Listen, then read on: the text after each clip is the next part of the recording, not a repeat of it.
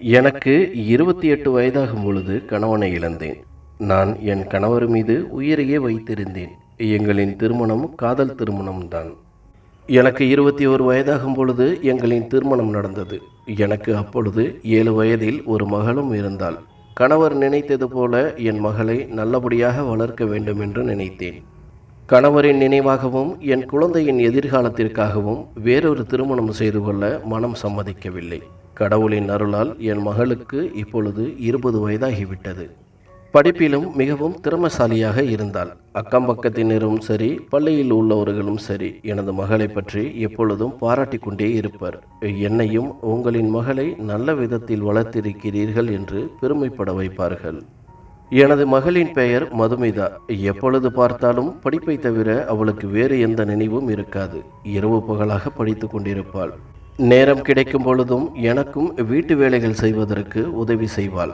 நானும் அவளின் மேல் உயிரையே வைத்திருந்தேன். அவளும் அப்படித்தான். கணவரின் வீட்டை விட்டு வந்த பிறகு எனக்கு தெரிந்த தையல் தொழிலை வைத்து குடும்பத்தை நடத்த ஆரம்பித்தேன். இப்பொழுது ஒரு தையல் பள்ளியை வைத்து மாணவர்களுக்கு சொல்லிக் கொடுத்து கொண்டிருக்கின்றேன். பணத்திற்கு எந்த குறைவும் இல்லாமல் வாழ்க்கை மிகவும் சந்தோஷமாக சென்றது. எப்பொழுதாவது கணவரின் நினைவுகள் வரும். கடைசி காலங்களில் அவர் சொல்லிவிட்டு போன வார்த்தைகளும் நினைவுக்கு வந்து போகும். அந்த விஷயங்கள் என்னுடைய மகளை பற்றியது. அவர் சொன்னது போல நடந்து கொள்ள எனக்கு மனம் இல்லை. அதனால் இதை பற்றி என் மகளிடம் கூறியதும் இல்லை. அதை மறைத்து வைக்க ஆசைப்பட்டேன். எனக்கு மகளின் திருமணத்தை எவ்வளவு சீக்கிரம் முடியுமோ அவ்வளவு சீக்கிரம் நடத்தி வைத்து விட வேண்டும் என்ற ஆசை இருந்தது. இதை பற்றி அவளிடம் 2-3 முறை சொல்லி இருக்கின்றேன். அப்பொழுதெல்லாம் அவள் எனக்கு இன்னும் அதிகமாக படிக்க வேண்டும், படித்து நல்ல வேலையில் சேர்ந்த பிறகு பார்த்து கொள்ளலாம் என்றாள். அவளின் பதிலை கேட்டு என்னால் ஒன்றும் செய்ய முடியவில்லை. இருந்தாலும் எனது மகளின் மேல் எனக்கு நம்பிக்கை அதிகமாகவே இருந்தது. அதனால் அவள் சொல்லும்படியே நானும் கேட்டுக்கொண்டேன். ஒரு நாள் எனது கணவரின் பழைய நண்பரிடமிருந்து தொலைபேசி வந்தது. தனது மகளுக்கு திருமணம் வைத்திருப்பதாகவும் 10 நாட்களுக்கு முன்பே வந்துவிட வேண்டும் என்று அழைப்பு விடுத்திருந்தார். அவர் என் கணவரின் நண்பர். அவரது மனைவி எனக்கு மிகவும் நெருங்கிய தோழி. இருவரும் ஒரே கிராமத்தைச் சேர்ந்தவர்கள். சிறு வயதில் நானும் அவளும் ஒன்றாக பள்ளியில் படித்து மிக நெருங்கிய தோழியாக இருந்தோம். பின்பு அவளுக்கு அவருடன் திருமணமாகிவிட்டது. திருமணத்திற்கு வரும்பொழுது என் மகள் மதுமிதாவை அழைத்து வரும்படி கூறினர். என் கணவரின் வழியில் இருந்து அவர்கள் மட்டுமே எங்களோடு இதுவரை தொடர்பில் உள்ளனர். மற்ற சொந்தங்கள் யாரும் எங்களை எட்டி கூட பார்ப்பதில்லை. நானும் அவர்களுக்கு மகளையும் அழைத்து வருவதாக உறுதியளித்தேன். அந்த திருமணத்திற்கு செல்ல வேண்டும் என்று நானும் ஆவலாக காத்து கொண்டிருந்தேன். அதற்கு ஒரு காரணமும் இருந்தது. எனது தோழிக்கு ஒரு மகனும் உள்ளான். என் மகளை விட 2-3 வயது பெரியவன். நன்கு படித்துவிட்டு நல்ல வேலையிலும் உள்ளான். அவன் குடும்பத்துடன் 2-3 முறை எங்கள் வீட்டிற்கு வந்ததுண்டு. என்னிடமும் நல்ல பாசமாக நடந்து கொள்வான். மதுவிதாவிடமும் நன்றாக பேசி கொண்டிருப்பான். எனக்கு ஒரு சிறிய ஆசை இருந்தது. எப்படியும் தோழியிடமும் அவரது கணவரிடமும் பேசி மதுமிதாவிற்கு அவனை திருமணம் செய்து வைக்க வேண்டும் என்று. என் தோழியின் வீட்டிற்கு எனது மகள் மருமகளாக சென்றால் அவள் மகிழ்ச்சியாக இருப்பாள் என்று நினைத்தேன். ஏனெனில் எனது தோழியும் அவரது கணவரும் என் மகளை நல்லபடியாக பார்த்து கொள்வார்கள் என்ற நம்பிக்கையும் இருந்தது. அவனது தங்கைக்கு தான் இப்பொழுது திருமணம். இந்த திருமணத்தில் இதை பற்றி அவர்களிடம் பேசலாம் என்று முடிவு எடுத்தேன். சில நிமிடங்கள் அவர்களிடம் பேசிவிட்டு தொலைபேசியை வைத்துவிட்டேன். பிறகு இதை பற்றி எனது மகளிடம் பேசலாம் என்று முடிவு எடுத்து மதுமிதாவின் அறைக்கு சென்றேன். அவளின் அறை உள்புறமாக பூட்டப்பட்டிருந்தது. எனக்கு இது ஆச்சரியமாக இருந்தது. ஏனெனில் இதுவரை அவளின் அறையை பூட்டியது கிடையாது. நானும் சிறிது நேரம் கதவை தட்டி நிற்க மகளும் கதவை திறந்தாள். அவளின் முகம் சற்று பதட்டமாக இருந்தது. நானும் அவளிடம் எதற்காக பூட்டினாய், எதற்காக சற்று பதட்டமாகவும் காணப்படுகிறாய் என்று கேட்க அவளோ, ஒன்றுமில்லை அம்மா, நான் குளித்து கொண்டிருந்தேன், வருவதற்கு லேட்டாகிவிட்டது என்றாள். நானும் அதை பெரிதாக எடுத்துக்கொள்ளவில்லை. பின்பு அவளை அழைத்து எனது அருகில் அமர வைத்தேன். அவளின் கையை பிடித்து கொண்டு, சிவராமன் மாமாவின் மகளுக்கு திருமணமாக போகிறது. அவர்கள் 10 நாட்களுக்கு முன்பே வரும்படி அழைப்பு விடுத்துள்ளனர். உனது அப்பா இறந்த பிறகு உன் அப்பாவின் நண்பரான சிவராமன் மாமா தான் நமக்கு நிறைய உதவிகளை செய்திருக்கிறார். அவர்களின் வீட்டு திருமணத்திற்கு கண்டிப்பாக செல்ல வேண்டும். இன்னும் 2-3 நாட்களில் இங்கிருந்து செல்ல வேண்டும். அதற்கான துணிமணிகளை எடுத்து தயார் செய்து வை. அது மட்டுமல்லாது சிவராமனின் மகனை உனக்கு திருமணம் செய்து வைக்கலாம் என்று முடிவு செய்துள்ளேன். இதை பற்றி அவர்களிடம் பேசலாம் என்று முடிவு எடுத்துள்ளேன். நாம் இருவரும் சென்ற பிறகு அதை பற்றி பேசிக்கொள்வோம். நீயும் கல்லூரியில் விடுப்பு சொல்லிவிட்டு வந்துவிடு என்றேன். இதை கேட்டதும் மதுமிதாவின் முகம் சற்று மாறியது. அம்மா, நான் சிவராமனின் மகனை திருமணம் செய்து கொள்ள முடியாது. எனக்கு இன்னும் நிறைய படிக்க வேண்டும், பெரிய வேலையில் சேர வேண்டும் என்ற ஆசையும் உள்ளது. அது மட்டுமல்லாது இந்த திருமணத்திற்கு என்னால் வரவும் முடியாது. இப்பொழுதுதான் எக்ஸாம் தொடங்கப் போகிறது. அதற்காக நான் படிக்க வேண்டியுள்ளது. தயவு செய்து என்னை தொந்தரவு செய்யாதீர்கள் என்றாள். அவளின் பதிலை கேட்டு எனக்கு சற்று கஷ்டமாகவே இருந்தது. நானும் அமைதியாக இருந்து விட்டேன். 2-3 நாட்கள் கழித்து இதை பற்றி மீண்டும் பேச ஆரம்பித்தேன். நீ வரவில்லை என்றால் நானும் திருமணத்திற்கு செல்ல மாட்டேன் என்று கூட சொல்லி பார்த்தேன். ஆனால் அவள் எதற்கும் சம்மதிப்பதாக இல்லை. எனக்கு திருமணத்திற்கு 10 நாட்களுக்கு முன்பே செல்ல வேண்டும் என்ற ஆசை இருந்தது. ஆனால் மகளை சம்மதிக்க வைப்பதற்காக நாட்கள் கடந்து சென்று விட்டன. அவளும் கடைசி வரை சம்மதிக்கவில்லை. திருமணத்திற்கு இன்னும் 3 நாட்கள் மட்டுமே இருந்தது. நானும் வேறு வழி இல்லாமல் தனியாக திருமணத்திற்கு செல்ல நேர்ந்தது. நானும் திருமணத்திற்கு செல்லவில்லை என்றால் அவர்களின் மனம் காயப்பட்டு எங்களின் உறவு கூட முறிந்து போவதற்கு வாய்ப்பு இருந்தது. பிறகு நானும் மதுமிதாவிடம் பக்கத்து வீட்டு உள்ளவர்களிடம் சொல்லி வைத்துள்ளேன்.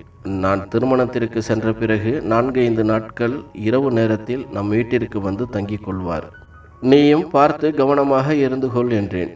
அதற்கு மதுமிதாவோ, அம்மா, எனக்கு யாரும் துணை வேண்டாம், நான் தனியாகவே இருந்து கொள்கிறேன். எனக்கு இரவு நேரங்களில் எனது அறையில் அமர்ந்து படிப்பதுதான் பிடித்திருக்கிறது. பக்கத்து வீட்டுக்காரர்கள் வந்தால் எனக்கு தொந்தரவாக இருக்கும். அவர்களை வரவேண்டாம் என்று கூறிவிடுங்கள் என்றாள். அவள் கூறியது எனக்கு கோபத்தை வரவழைத்தது. அவளிடம், மதுமிதா, படித்தால் மட்டும் போதாது, பெரியவர்களிடம் மரியாதையாகவும் நடந்து கொள். நான் எதை செய்தாலும் உனது நல்லதற்காகவே செய்வேன். சில நாட்களாக உனது நடவடிக்கைகளில் மாற்றம் தென்படுகிறது, பார்த்து நடந்து கொள் என்றேன். அவளும் சற்று அமைதியாக நின்றாள். நானும் சற்று அதிகமாக பேசிவிட்டோமோ என்று வருத்தப்பட்டேன். பின்பு நானாக, அவர்கள் உனது அறையில் படுக்க வேண்டாம் என்றால் விட்டுவிடு, எனது அறையில் தங்கிக் கொள்ளச் சொல்கிறேன். நீயும் கவனமாக பாதுகாப்பாக இரு என்று கூறிவிட்டு திருமணத்திற்கு புறப்பட்டேன்.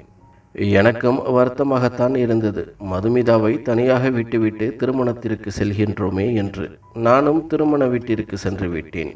சிவராமன் அண்ணனும் எனது தோழியும் என்னை அன்புடன் வரவேற்றனர். சிவராமன் அண்ணன் என்னிடம், எங்கே உனது மகள் மதுமிதாவை அழைத்து வரவில்லை? நாங்கள் அவளை காண்பதற்காக ஆவலுடன் இருந்தோம். எதற்காக அவளை அழைத்து வரவில்லை என்று கேள்விகளை இருவருமாக சேர்ந்து கேட்கத் தொடங்கினர். நானும் சற்று யோசித்து, எனது மகளுக்கு பரீட்சை நேரம் நெருங்கிவிட்டது. அதனால் அவள் மும்முரமாக படித்து கொண்டிருக்கின்றாள். அதனால் அழைத்து வர முடியவில்லை. பரீட்சை முடிந்த பிறகு அவளை நான் அழைத்து வந்து 1 வாரம் வரை உங்கள் வீட்டில் தங்கிவிட்டு செல்கிறேன் என்றேன். சிவராமன் அண்ணனும், இது மிகவும் நல்ல விஷயம். உனது மகளை நீ நல்ல முறையில் வளர்த்து இருக்கின்றாய். நானும் எனது மனைவியும் சேர்ந்து ஒரு முடிவு எடுத்துள்ளோம். எனது நண்பரின் மகளை எனது மருமகளாக்கி கொள்ள ஆசைப்படுகிறேன். எனது மனைவிக்கு எனக்கு முன்பே இந்த ஆசை இருந்தது. எனது மகள் திருமணம் முடிந்த பிறகு சில நாட்களில் உங்கள் வீட்டிற்கு பெண் கேட்டு வருகிறோம். உனது பதிலையும் மதுமிதாவிடமும் கேட்டு சொல் என்றார். இதை கேட்டதும் என்னையும் அறியாமல் கண்களில் ஆனந்த கண்ணீர் வடிந்தது. பின்பு அவர்களிடம், பல நாட்களாக இதைத்தான் நான் உங்களிடம் கேட்கலாம் என்று நினைத்திருந்தேன். அதற்கு முன்பாகவே நீங்களே கேட்டுவிட்டீர்கள். இந்த திருமணத்தில் எனக்கு முழுமையான சந்தோஷம். நீங்கள் சொன்னது போலவே திருமணம் முடிந்து பெண் கேட்டு வாருங்கள் என்றேன். பிறகு திருமணத்திற்கான வேலைகள் அனைத்தும் தொடங்கின. நானும் அவர்களுடன் மகிழ்ச்சியாக இருந்துவிட்டு 4-5 நாட்கள் கழித்து வீட்டிற்கு வந்தேன். வீட்டிற்கு வந்து மதுமிதாவிற்கு பாதுகாப்பாக இருந்த பக்கத்து வீட்டுக்காரருக்கும் நன்றி சொன்னேன். அவருக்காக சில பரிசு பொருட்களையும் வாங்கி வந்தேன். அவரும், உங்கள் மகள் நல்ல திறமசாலியாகவும் புத்திசாலியாகவும் இருக்கின்றாள். எப்பொழுதும் படிப்பு படிப்பு என்று நல்ல முறையில் வளர்த்து இருக்கின்றீர்கள் என பாராட்டிவிட்டு சென்றார். எனக்கும் இது பெருமையாக இருந்தது. பின்பு கல்லூரிக்கு சென்று திரும்பிய மதுமிதாவிடம், உன்னிடம் சற்று பேச வேண்டும் என்று அழைத்து எனது அருகில் அமர வைத்து அவளிடம், சிவராமன் மாமா தனது பையனுக்கு உன்னை திருமணம் செய்து வைக்க முடிவு செய்துள்ளார்கள். நானும் அதற்கு சம்மதித்து வந்துவிட்டேன். எனக்கு தெரியும் என் முடிவுதான் உன் முடிவு என்று. ஆனாலும் கேட்கிறேன், இந்த திருமணத்தில் உனக்கு சம்மதமா என்று கேட்டேன். இதை கேட்டதும் மதுமிதாவின் முகம் சற்று மாறத் தொடங்கியது. அம்மா, நான் எத்தனை தடவை உங்களிடம் சொல்வது, எனக்கு இப்பொழுது திருமணம் வேண்டாம் என்று. நீங்கள்தான் என்னை அடிக்கடி தொந்தரவு செய்து கொண்டிருக்கின்றீர்கள். இதனால் என்னால் சரியாகவும் படிக்க முடியவில்லை. அது இருக்கட்டும், உங்களிடம் ஒன்று கேட்கலாம் என்று நினைக்கின்றேன். எனக்கு பதில் சொல்ல முடியுமா என்று கேட்டாள். எனக்கு ஒன்றும் புரியாமல் அவளையே பார்த்து கொண்டிருந்தேன். அவளாகவே தொடர்ந்தாள். அம்மா, என் அப்பாவிற்கு சிவராமன் மாமாவை தவிர வேறு ஒரு நண்பரும் இருந்தார். அவரின் பெயர் குணசேகரன். நான் சிறுவயதில் இருந்தாலும் எனக்கு ஞாபகம் நன்றாக இருக்கிறது. என் அப்பா இறந்த பிறகு அவர்கள் நம்மளை தேடி இதுவரை வரவில்லை. அதற்கு என்ன காரணம் என்று சொல்ல முடியுமா என்றாள். எனக்கு இது சற்று அதிர்ச்சியாக இருந்தது. இவ்வளவு நாள் எதை பற்றி எனது மகள் தெரிந்து கொள்ளக்கூடாது என்று நினைத்தேனோ அதையே கேட்கிறாளே என்று நானும் சற்று யோசித்து அவளுக்கு பதில் கூறினேன். எனக்கும் உனது அப்பாவிற்கும் காதல் திருமணம்தான். எனது வீட்டிலே நான் காதல் திருமணம் செய்து கொண்டதால் நான் செத்துவிட்டதாகவே கூறிவிட்டனர். உனது அப்பா வீட்டிலும் என்னை ஏற்றுக்கொள்ள மறுத்துவிட்டனர். பின்பு அப்பாதான் எப்படியோ பேசி சம்மதிக்க வைத்தார். இருந்தாலும் அரைகுறை மனதாகவே உனது தாத்தாவும் பாட்டியும் என்னை ஏற்றுக்கொண்டனர். உனக்கு ஒரு சித்தப்பாவும் இருக்கின்றார். எங்களின் திருமணம் முடிந்து 2 வருடம் கழித்துதான் உன் அப்பாவின் நண்பர் குணசேகரனுக்கும் திருமணம் நடந்தது. அவர் சொந்த கிராமத்திலேயே ஒரு பெண்ணை பார்த்து திருமணம் செய்து கொண்டார். அவரின் மனைவியின் பெயர் ஜெயந்தி. அதுவரை எங்களின் வாழ்க்கை மிகவும் சந்தோஷமாகவே சென்றது. உனது அப்பாவும் நல்ல வேலையிலிருந்து நிறைய சம்பாதித்தார். அதை அனைத்தையும் உனது தாத்தா பாட்டியிடம் கொடுத்து வந்தார். இதனால் அவர்களுக்கும் மகிழ்ச்சியாகவும் இருந்தது. எங்களின் காதல் திருமணத்தை பற்றியும் அவர்கள் யோசிக்கவில்லை. எப்பொழுதும் போல சகஜமாகவே நடந்து கொண்டனர். எப்பொழுது உன் அப்பா வியாதியில் படுத்து விட்டாரோ அப்பொழுது இருந்துதான் பிரச்சனை ஆரம்பமானது. உனது அப்பா சம்பாதிக்க செல்ல முடியாமல் இருந்ததால் உனது தாத்தாவிற்கும் பாட்டிக்கும் நீயும் நானும் உனது அப்பாவும் சுமையாகி போனோம். உனது அப்பாவின் வைத்திய செலவிற்கு கூட பணம் கொடுக்க மறுத்துவிட்டனர். நான் தான் கிடைத்த வேலைகளை செய்து உனது அப்பாவின் வைத்திய செலவையும் உன்னையும் பார்த்து கொண்டேன். சில மாதங்களிலேயே உனது அப்பாவும் இறந்துவிட்டார். நானும் வேறு வழியில்லாமல் உன்னை வளர்ப்பதற்காக வேலைக்கு தொடர்ந்து செல்ல ஆரம்பித்தேன். கிராமத்தில் உள்ளவர்களும் என்னிடம் அன்பாக பழகினர். ஆனால் இது உனது தாத்தாவிற்கும் பாட்டிக்கும் பிடிக்கவில்லை. என்னை வேலைக்கு செல்லக்கூடாது என்று தடுத்து நிறுத்தினர். நானும் எனக்கான செலவுக்கான அவர்களிடம் பணத்தை கேட்க அதையும் கொடுக்க மறுத்துவிட்டனர். உனது தாத்தாவையும் பாட்டியையும் ஒரு வகையில் சேர்த்து கொள்ளலாம். சில நேரங்களில் உனக்கான பணத்தையும் கொடுப்பர். ஆனால் உன் அப்பாவின் நண்பர் குணசேகரனின் மனைவி உனது தாத்தாவிடமும் பாட்டியிடமும் என்னை பற்றி இல்லாததை சொல்ல ஆரம்பித்தார். அதை அவர்கள் கேட்கவும் தொடங்கினர். ஒரு கட்டத்தில் எனக்கும் வேறு ஒருவருடன் தொடர்பு இருப்பதாக கதையை கட்டிவிட்டார் ஜெயந்தி. இதை உனது தாத்தாவும் பாட்டியும் நம்ப தொடங்கினர். உன்னிடமிருந்து என்னை பிரித்து என்னை மட்டும் வீட்டை விட்டு துரத்த முடிவு செய்தனர். நானும் வீட்டை விட்டு செல்வதற்கு தயாராக இல்லை. ஆனால் நாளுக்கு நாள் சண்டையிட்டு என் மனதை பெரிதும் காயப்படுத்தினர். அதற்கு காரணம் குணசேகரனின் மனைவி ஜெயந்திதான். அவளுக்கு கிராமத்தில் உள்ளவர்கள் என்னை பற்றி புகழ்ந்து பேசுவது பிடிக்கவில்லை. அது மட்டும் இல்லாமல் பார்ப்பதற்கும் நான் அழகாக இருக்கின்றேன் என்று என்னிடமே கூறுவாள். அவளும் விடாமல் தொடர்ந்து உனது தாத்தா பாட்டியிடம் என்னை பற்றி குறை சொல்லிக் கொண்டே இருந்தாள். இது அனைத்தும் பொய் என்று ஜெயந்தியின் கணவருக்கும் தெரியும். ஆனால் அவர் எனக்காக ஒரு வார்த்தை கூட பேசவில்லை. இதுவும் எனக்கு மன கஷ்டத்தையே தந்தது. ஒரு கட்டத்தில் குடும்பத்தில் பிரச்சனை அதிகமாகி என்னை துரத்திவிட முடிவு செய்தனர். உனது சித்தப்பா நல்லவர். அவர்தான் இந்த பிரச்சனையில் தலையிட்டு தனது பெற்றோர்களிடம் பேசி எனக்கான உரிமையை பெற்றுத்தந்தார். நாங்கள் வசித்த வீட்டையும் அவர் எடுத்துக்கொண்டு அதற்கான பணத்தையும் கொடுத்து, இதற்கு மேல் நீங்கள் இந்த ஊரில் இருப்பது எனக்கு சரி எனப்படவில்லை. இந்த பணத்தை வைத்துக்கொண்டு எங்கேயாவது சென்று பிழைத்து கொள்ளுங்கள் என்று என்னையும் உன்னையும் அனுப்பி வைத்தார். 10 வயது குழந்தையான உன்னை வைத்துக்கொண்டு தெரியாத ஊரில் எவ்வளவு கஷ்டப்பட்டிருப்பேன் என்று உனக்கு சொன்னால் புரியாது. இந்த புதிய ஊரிலும் எவ்வளவு ஆண்மகன்கள் என்னை தொந்தரவு செய்தார்கள் என்றும் உனக்கு புரியாது. இதையெல்லாம் நான் பொறுத்து கொண்டு எனது வாழ்க்கையை உனக்காகவே வாழ ஆரம்பித்தேன். கிராமத்தில் இருந்திருந்தால் கூட சொந்த பந்தங்களோடு நல்லபடியாக வாழ்ந்து இருக்கலாம். இப்படி கஷ்டப்பட வேண்டிய அவசியமும் வந்திருக்காது. இதற்கெல்லாம் காரணம் குணசேகரனும் அவரது மனைவியும் தான். அதனால்தான் அவர்களை நான் நினைத்து கூட பார்ப்பது இல்லை. அவர்களை பற்றி உன்னிடமும் எதுவும் கூறவில்லை என்றேன். இதை அனைத்தும் கேட்டுக்கொண்டிருந்த மதுமிதாவின் கண்களில் இருந்து சிறிதாக கண்ணீர் துளி எட்டி பார்த்தது. நானும் இதற்கு மேல் அவளை தொந்தரவு செய்ய வேண்டாம் என்று நினைத்து அவளை தனிமையில் விட்டுவிட்டேன். எனக்கும் பல நாட்கள் கழித்து எனது இறந்து போன கணவரின் ஞாபகம் வந்தது. பெட்டியிலிருந்து அவர் எனக்காக எழுதிய காதல் கடிதங்கள், அவரோடு எடுத்துக்கொண்ட புகைப்படங்கள் என அனைத்தையும் ஒன்றுவிடாமல் புரட்டி பார்த்து கொண்டிருந்தேன். என் கணவரோடு இருந்த அந்த அழகான நாட்கள் என் மனதில் வந்து போனது. என்னையும் அறியாமல் அழுது கொண்டு அது அனைத்தையும் காதலோடு பார்த்து கொண்டிருந்தேன். அப்பொழுது என் கணவர் எனக்காக விட்டு சென்ற 3 டைரிகளை பார்த்தேன். அதில் 2 மட்டுமே இருந்தது, ஒன்றை காணவில்லை. நானும் பதட்டமடைந்து விட்டேன். ஏனெனில் அந்த குறிப்பிட்ட ஒரு டைரியில்தான் எனது மகள் மதுமிதாவை பற்றி சில குறிப்புகள் இருந்தன. நானும் பதட்டமடைந்து எனது அறை முழுவதும் தேடத் தொடங்கினேன். ஆனால் அது எங்கேயும் கிடைக்கவில்லை. எனக்கும் பயமாகி போனது. ஏனெனில் அது மதுமிதாவின் கைகளில் கிடைத்து விடுமோ என்று. பிறகு நானாக யோசித்து, நாம் தான் எங்கேயாவது மறந்து வைத்திருப்போம், நாம் பிறகு ஒரு முறை நன்றாக தேடி பார்த்து கொள்ளலாம் என்று விட்டுவிட்டேன். இப்படியே சில நாட்கள் சென்றது. ஆனால் மதுமிதாவின் நடவடிக்கையில் சிறிதாக மாற்றங்கள் தென்பட்டன. கல்லூரியிலிருந்து வந்த உடனேயே தனது அறைக்கு சென்று பூட்டிக் கொள்வாள். நான் சொல்லும் சிறு சிறு வேலைகளையும் மறுத்துவிட்டு தனது அறைக்குள்ளேயே முடங்கி கிடப்பாள். என்னிடமும் அதிகமாக பேசுவதில்லை. கேட்டால் மட்டும் ஏனோ தானோ என்று பதில் கூறி வந்தாள். அவளின் இந்த நடவடிக்கைகள் எனக்கு கவலை அளித்தது. ஒரு கட்டத்தில் அவளை திருமணம் செய்து கொள்ள வற்புறுத்துவதால் தான் இப்படியெல்லாம் நடந்து கொள்கின்றாளோ என்று தோன்றியது. நானும் ஒரு நாள், சரி, உனது விருப்பம் போலவே மேற்கொண்டு படி, உனக்கு எப்பொழுது தோன்றுகிறதோ அப்பொழுது திருமணம் செய்து கொள் என்று கூறலாம் என்று நினைத்தேன். ஒரு நாள் இரவு எனது மகள் மதுமிதாவை நினைத்து உறக்க வராமல் வெகு நேரம் தவித்திருந்தேன். அந்த நேரத்திலும் சரி, மதுமிதாவை பார்த்து வரலாம் என்று முடிவு செய்து அவளின் அறைக்கு சென்றேன். அங்கே அறை உட்பக்கமாக தாளிடப்பட்டிருந்தது. நானும் அறை வாசலிலேயே அமைதியாக நின்றிருந்தேன். அப்பொழுது உள்ளிலிருந்து மதுமிதா பேசும் குரல் கேட்டது. எனக்கு அதிர்ச்சியாக இருந்தது. இந்த நேரத்தில் யாருடன் பேசிக் கொண்டிருக்கின்றாள் என்று. அவள் என்ன பேசுகிறாள் என்று கூர்மையாக கவனிக்க ஆரம்பித்தேன். மதுமிதா யாருடனேயோ போனில் பேசிக்கொண்டிருந்தாள். அதில், இவ்வளவு நாள் எங்கே சென்று விட்டாய்? எதற்காக போன் செய்யவில்லை? உன்னை காணாமல் என்னால் இருக்க முடியவில்லை. சீக்கிரம் வந்துவிடு, அதிக நாள் என்னை காக்க வைக்காதே என்றாள். அவள் பேசியதை கேட்டதும் எனக்கு தூக்கி வாரி போட்டது.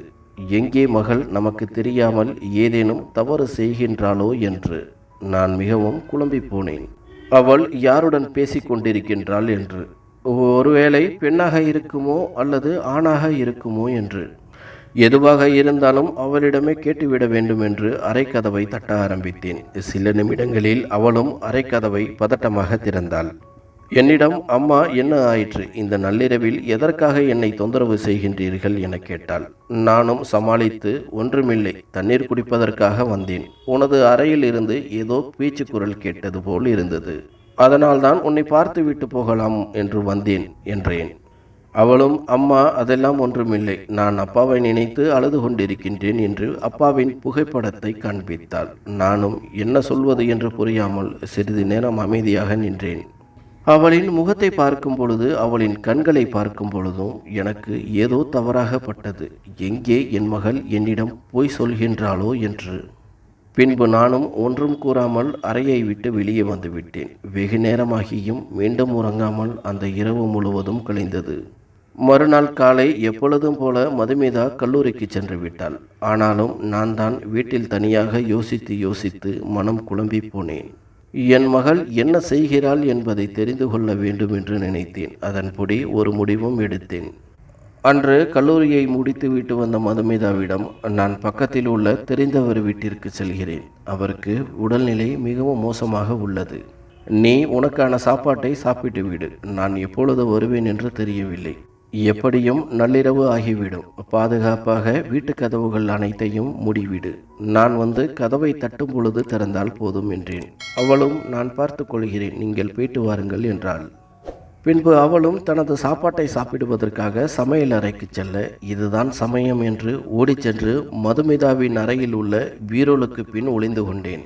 மதுமிதாவும் சாப்பிட்டு விட்டு என்னை எனது அறையில் தேடினாள். நான் அங்கு இல்லை. நான் வெளியில் சென்றதாக நினைத்து அனைத்து கதவுகளையும் பூட்டிவிட்டாள். பின்பு தனது அறைக்கு வந்து சில புத்தகங்களை எடுத்து படிக்க ஆரம்பித்தாள்.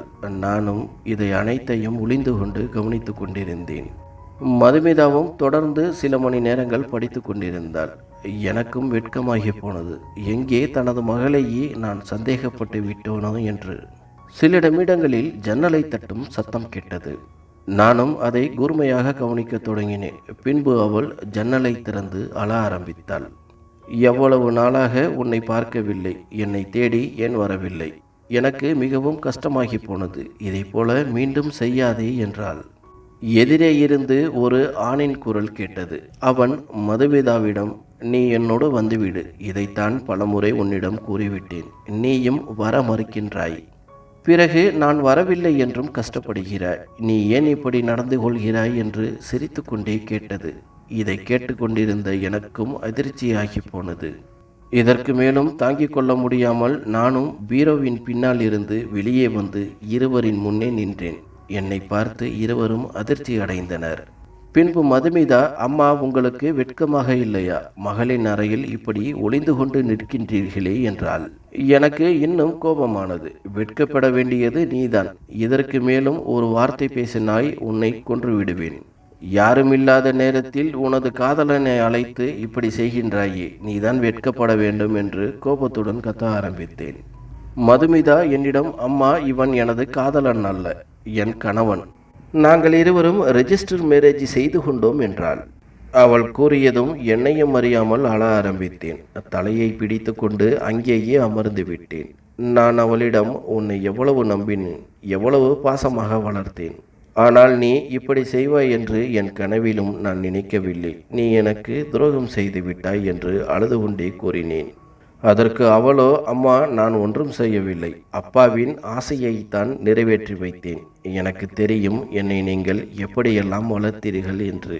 இதுவரை உங்களிடம் நான் எந்த குறையும் கண்டதில்லை. உங்களிடம் கூறாமல் நான் திருமணம் செய்து கொண்டது தவறுதான். என்னை மன்னித்து விடுங்கள் என்று அவளும் அழ ஆரம்பித்தாள். ஒன்றும் புரியாமல் நான் அவளையே பார்த்து கொண்டிருந்தேன். பின்பு அந்த இளைஞனை வீட்டிற்குள் மதுமிதா அழைத்து வந்தாள். அவனோடு அவளும் நின்று கொண்டாள். பின்பு மதுமிதாவே தொடர்ந்தாள். அம்மா, உங்கள் அறையிலிருந்து நான் அப்பாவின் டைரியை எடுத்து படித்தேன். அதில் குணசேகரன் மாமாவை பற்றி எழுதியிருந்தது.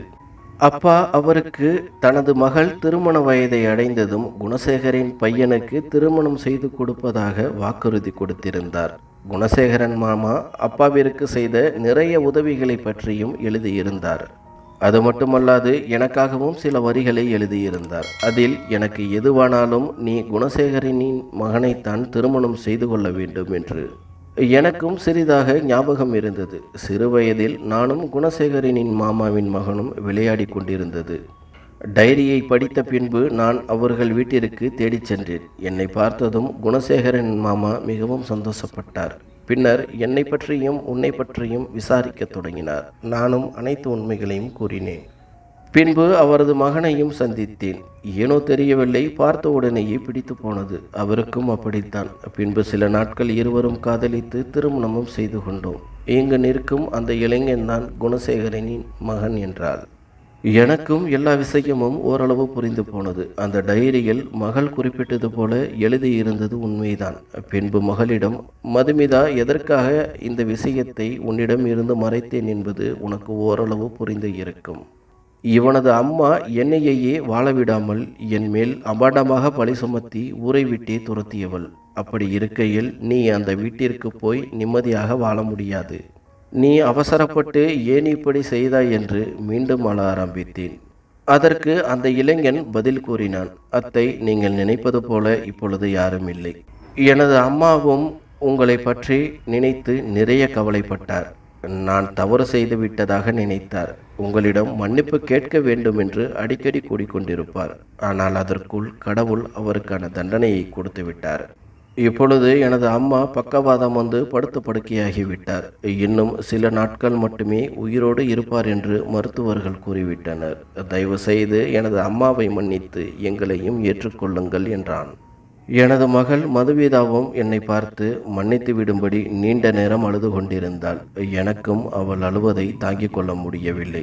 எனக்கு வேறு வழியும் இல்லை. ஏனென்றால் இருவரும் திருமணம் செய்து கொண்டார்கள். பின்பு நான் தான் அவளை சமாதானம் செய்து, நடந்தது நடந்துவிட்டது, உனது வாழ்க்கையை நீயே தேடிக்கொண்டாய், அதற்கான முழு சுதந்திரமும் உனக்கு உள்ளது என்று சமாதானப்படுத்தினேன். அவளும் ஆறுதல் அடைந்து என்னை கட்டிப்பிடித்து அன்பாக முத்தமிடத் தொடங்கினாள். பின்பு மறுநாள் காலை குணசேகரன் அண்ணன் வீட்டிற்கு மூவருமாக சென்றோம். அங்கே ஜெயந்தியை பார்க்க அவள் படுத்த படுக்கையாகி கட்டிலில் கிடந்தாள். என்னை பார்த்ததும் கண்களில் இருந்து கண்ணீர் வர ஆரம்பித்தது. எனக்கும் ஓரளவு புரிந்து போனது, அவள் என்னிடம் மன்னிப்பு கேட்க துடிக்கிறாள் என்று. நானும் அவள் அருகில் சென்று, ஜெயந்தி, நீ எனக்கு செய்ததை என்றோ மறந்துவிட்டேன், வீணாக மனதை போட்டு குழப்பிக் கொள்ளாதே, நான் உன்னை மன்னித்து விட்டேன். அது மட்டுமல்லாது உனது மகனுக்கும் எனது மகளுக்கும் திருமணமாகிவிட்டது. நானும் மீண்டும் ஒரு முறை இருவருக்கும் திருமணம் செய்து வைக்கலாம் என்று முடிவு செய்துவிட்டேன். நீ நிம்மதியாக இரு என்று ஆறுதல் கூறினேன். அவளும் என் கையை பிடித்து சிரித்து கொண்டே அழுது கொண்டிருந்தாள். பின்பு குணசேகரன் அண்ணனும், அண்ணி, எனது மனைவி உங்களுக்கு செய்தது பெரும் குற்றம்தான், அதற்கான தண்டனையை கடவுள் அவளுக்கு கொடுத்து விட்டான், என்னையும் மன்னித்து விடுங்கள். அன்று மனைவியை மீறி என்னால் அப்பொழுது ஒன்றும் செய்ய முடியவில்லை. எனது நண்பன் நினைத்தது போலவே உங்கள் மகனுக்கும் எனது மகனுக்கும் திருமணம் செய்ய சம்மதித்ததற்கு நன்றி என்றார். நானும் எனது மகளின் சந்தோஷம்தான் எனது சந்தோஷம் என்று கூறிவிட்டு வீட்டிற்கு வந்துவிட்டேன். மறுநாள் மதுமிதா என்னிடம் ஜெயந்தியத்தை இறந்துவிட்டார் என்ற துயரமான செய்தியை தெரிவித்தாள். எனக்கும் சற்று வருத்தமாகி போனது. அவளின் உயிர் என்னை காண்பதற்காக இருந்தது போல தோன்றியது. பின்பு சில நாட்கள் கழித்து மதுமிதாவிற்கும் குணசேகரனின் பையனுக்கும் வெகு விமர்சையாக திருமணம் செய்து வைத்தேன். எனது மகள் அவர்களின் வீட்டில் சந்தோஷமாக இருக்கின்றாள். எனக்கும் அதுதான் வேண்டும்.